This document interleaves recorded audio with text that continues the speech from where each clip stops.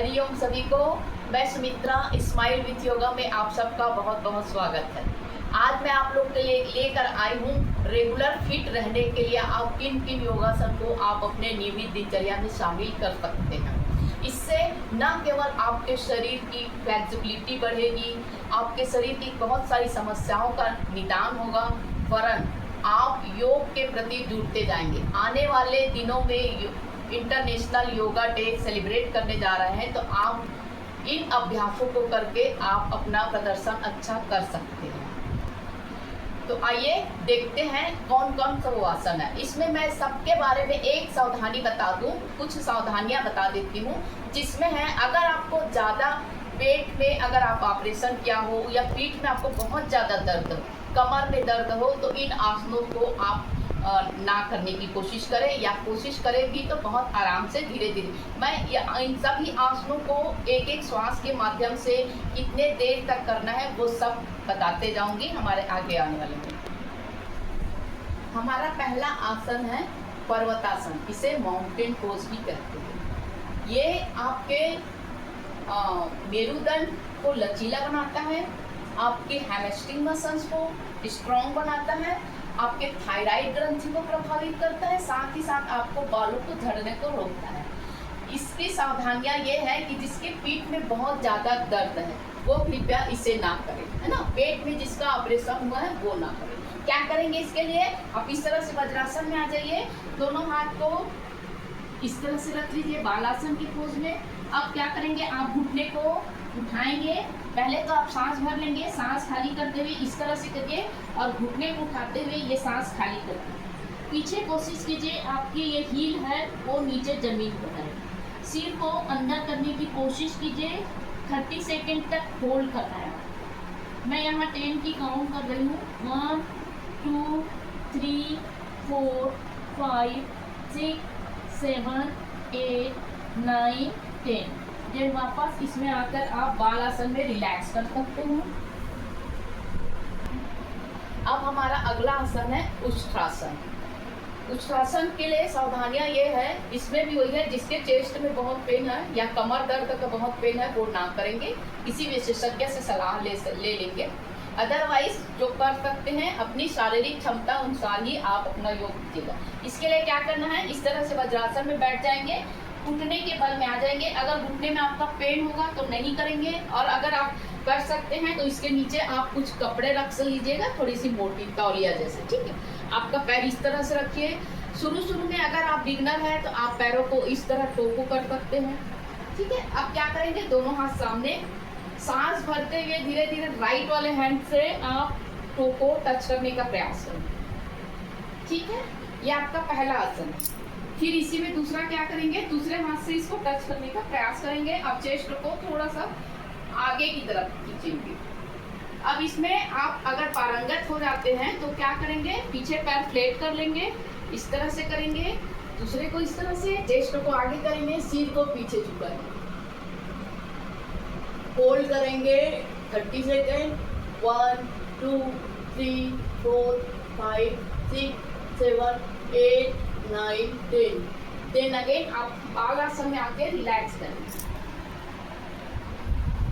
उष्ट्रासन करने से आपको कई प्रकार के लाभ मिलते हैं, जैसे आपके हैमस्ट्रिंग मसल्स स्ट्रांग होते हैं, इसके अलावा आपका चेस्ट ओपन होता है, आपके उदर संबंधी कोई भी समस्या है वो दूर होती है, आपके मेरुदंड लचीला होता है, बैक पेन से आपको आराम मिलता है।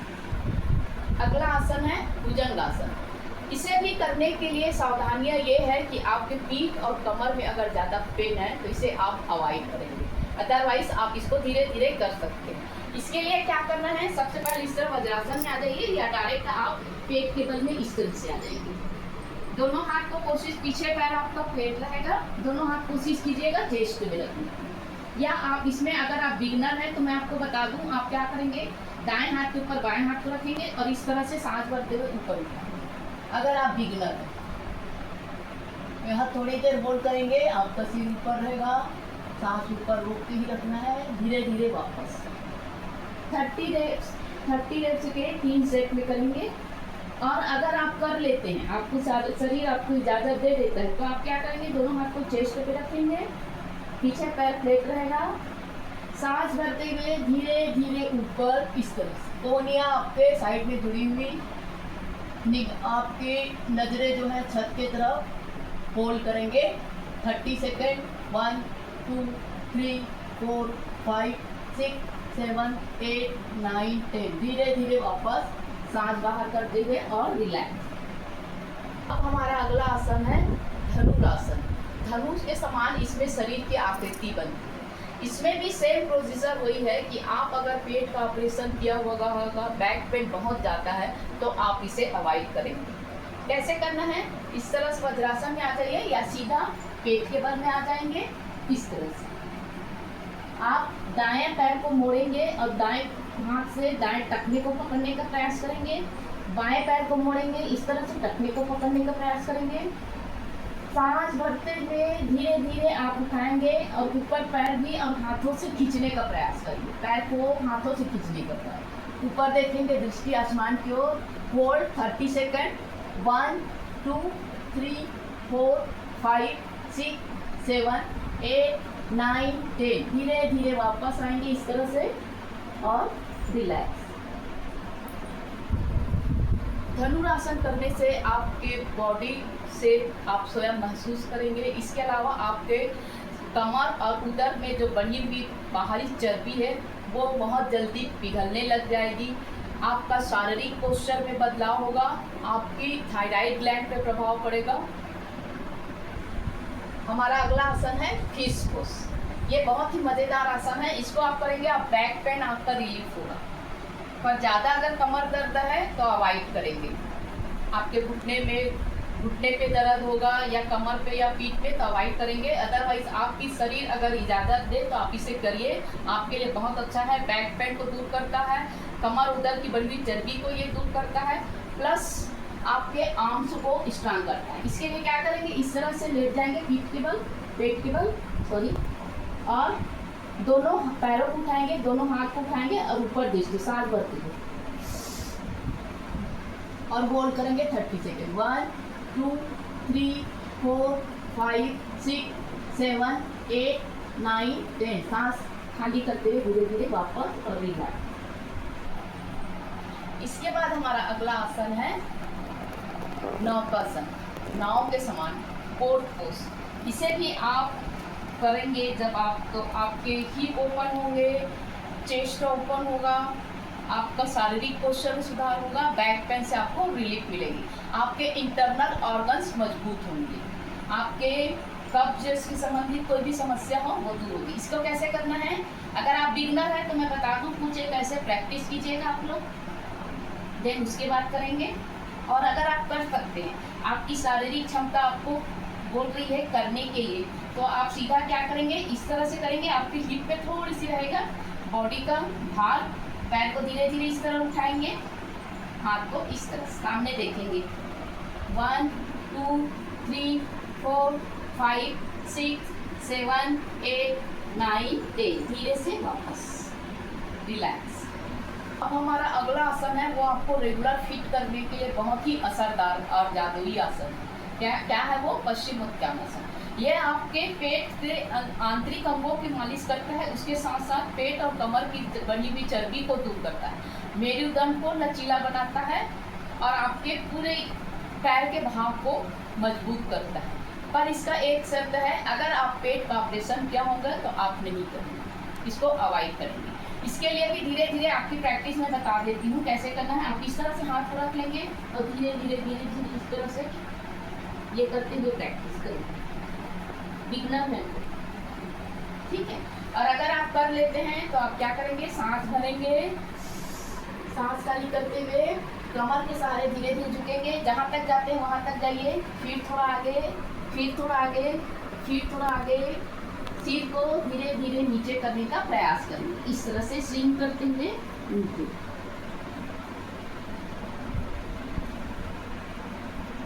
इस तरह से धीरे धीरे वापस। इसके बाद हमारा अगला आसन है सेतुबंध आसन, जो महिलाओं के लिए बहुत लाभकारी है। ये PCOD, PSOD में बहुत लाभकारी है। इरेगुलर पीरियड्स आते हैं उसके लिए। कैसे करना है? सेतु बंध आसन, ब्रिज के समान पोज। आप पीठ के बल में लेट जाएंगे, घुटना मोड़ेंगे इस तरह से, दोनों पैरों को मोड़ेंगे इस तरह से, वी का शेप बना ही रहेगा। दाएं हाथ से दाएं पैर के टखने को पकड़ेंगे, बाएं हाथ से बाएं पैर के टखने को, और धीरे धीरे हिप को सांस भरते हुए आपको उठाना है। इसमें भी मैं सावधानियां बता दूं, अगर आपका कमर में ज़्यादा पेन है तो नहीं करेंगे, पीठ में दर्द है तो नहीं करेंगे, घुटने में दर्द है तो नहीं। अदरवाइज इसको धीरे धीरे इस तरह से उठाइए। आप कोशिश कीजिए आपकी ड्यूटी जो है चेस्ट से लगे। 30 सेकेंड तक होल्ड करें। 1 2 3 4 5 6 7 8 9 10। धीरे धीरे वापस सांस खाली करते हुए धीरे धीरे वापस इस तरह पैरों को कर लेंगे, खोल लेंगे। सब करने के बाद आप इस तरह से शवासन में अपने शरीर को ढीला रिलैक्स छोड़ देंगे। कम से कम 25 से 30 सेकेंड तक, और अगर आप सब पास समय है तो 5 से 10 मिनट तक पूरे शरीर को ढीला छोड़ देंगे। लंबी गहरी सांस, धीरे धीरे बाहर, हथेली आसमान की ओर। आती जाती सांसों पे ध्यान, विचार आएंगे आने दीजिए, जाएंगे जाने दीजिए। इसी पे आप रिलैक्स। डीप ब्रीथिंग इन है, एक्सहेल। डीप ब्रीथिंग इन है, एक्सहेल।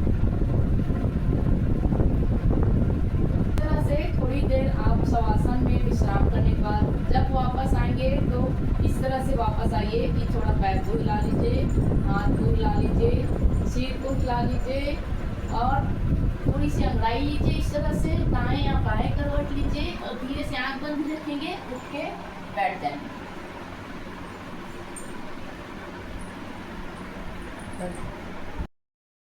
इतना करने के बाद आपको अपने शरीर के लिए, इस करोड़ों की शरीर के लिए समय थोड़ा और निकालना पड़ेगा, और उसके लिए होगा प्राणायाम। प्राणायाम करने से आपके शरीर के पूरे तन और मन आध्यात्मिक रूप से स्वस्थ होते हैं। प्राणायाम में आप करेंगे अनुलोम विलोम, दोनों हाथों को इस तरह से मोड़ लेंगे, अंगूठे से दाई नासिका को बंद करेंगे, बाई नासिका के साथ भरेंगे, बाई से एक्सेल एक्सेल। फिर उसके बाद अनामिका से बाएं को बंद करेंगे, दाएं से लेंगे, एक्सेल एक्सेल। इसमें एक और प्रक्रिया भी बता देती हूँ आपको, क्या करेंगे? दाई नासिका बंद करेंगे, बाई नासिका से सांस भरें, अनामिका से बंद कर दिए बाई नासिका को, और दाई नासिका से सांस बाहर। अब दाई नासिका से सांस लिए, दाई नासिका बंद कर दीजिए, बाई नासिका। यह प्रक्रिया आप कम से कम 25 रेट्स के 3 सेट में करेंगे। इसके बाद हमारा लास्ट है भ्रामरी प्राणायाम। इसके लिए क्या करेंगे? अंगूठे को इस तरह से बंद कर देंगे, कान को, और हाथ को इस तरह से, और भ्रमर के समान गुंजन करना है।